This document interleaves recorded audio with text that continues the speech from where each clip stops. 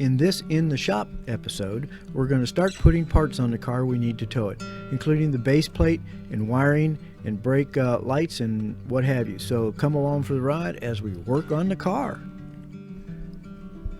So here we are trying to get the base plate to fit up there, and it fits a little tight, so we had to kind of give it a rubber hammer here and there.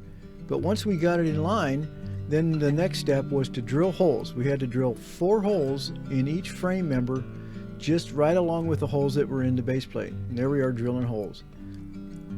This was not hard, but it's just, you know, it takes time, and you have to take your time and look at it and make sure you're doing it right, because you're drilling holes in the side of the frame there. And there we are putting the bolts on. We had to put the bolts on and torque them down and get everything ready for the next step.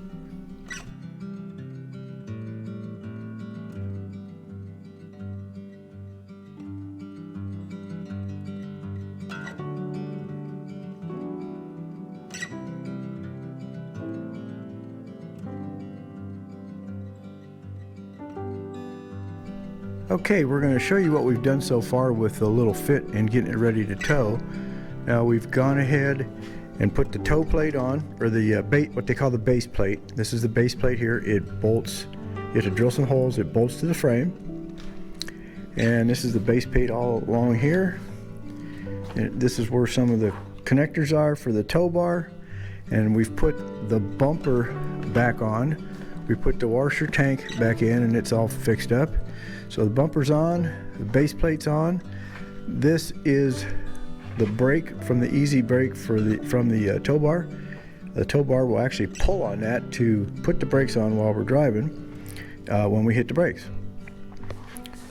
This is an emergency cutoff. This will also pull the brakes, and what it does is it'll pull the brakes and hold them and never let them off until we push a button back here.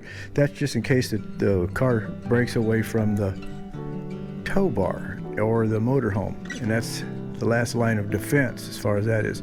There's also a cable that goes around each frame and the tow bar attached to the tow or the base plate, and that holds that on there if the base plate tries to depart the aircraft.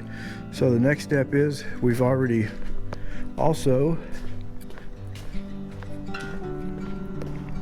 been into the wiring on the lights, and so we're going to test the lights this morning. If they check out, all we have to do is a couple more little switches in there to turn the accessories off and stuff while we're towing. That way we don't tear up the battery, and we'll be done. So Shirley's just come down here, and she's going to help me check the lights and stuff, and let's get at that.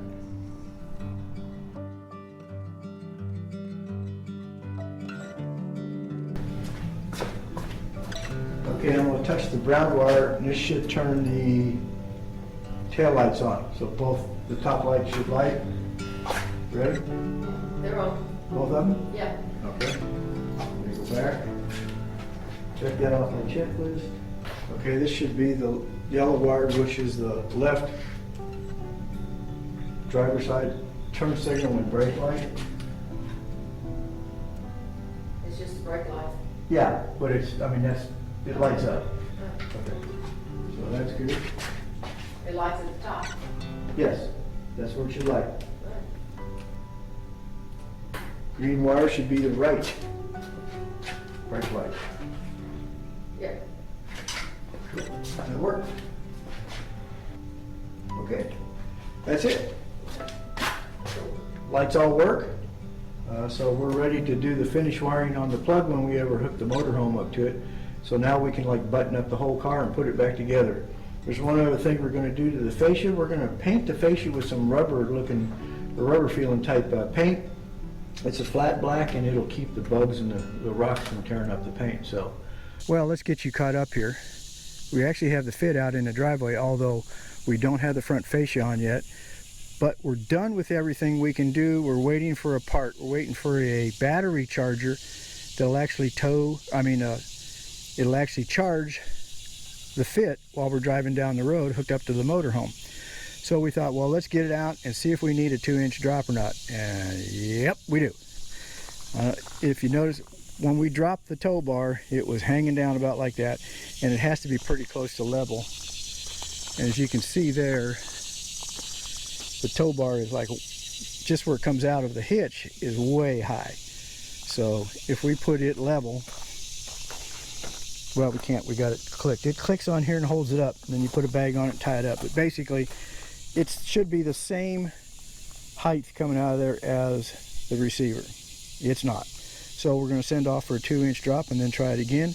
Everything is wired up except for, like I said, that battery charger that we got to wire. And we have to wire it into the main umbilical plug. So we haven't built that yet. So we still got a lot to go.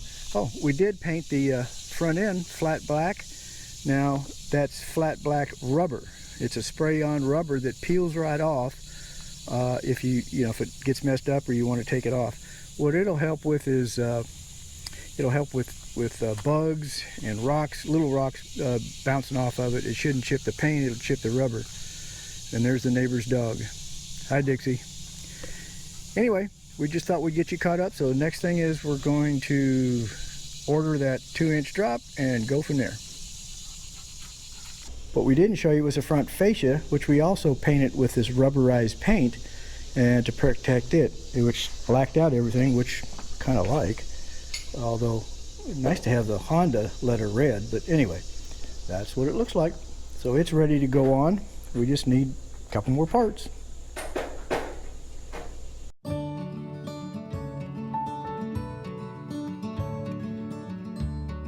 Thanks for watching Down the Road We Go.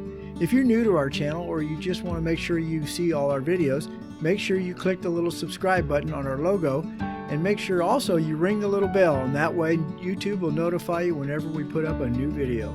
So thanks for coming along for the ride as Down the Road We Go.